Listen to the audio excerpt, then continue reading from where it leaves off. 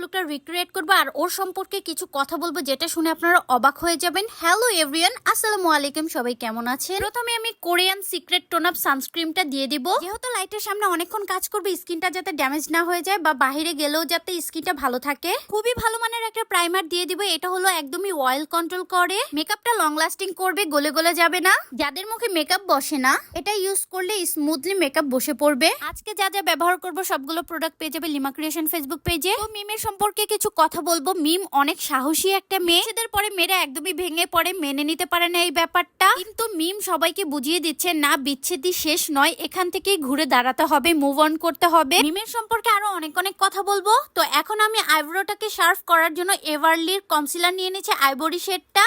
সবগুলো কালারই অ্যাভেলেবল আছে, আর এটা হলো ফুল কভারেজ একটা কনসিলার। আর এভারলির প্রোডাক্ট কত ভালো এটা আপনারা সবাই জানেন। কথা হলো যে আপনাকে ছেড়ে চলে গেছে, তার জন্য কেন আপনি ডিপ্রেশনে ভুগবেন? সে তো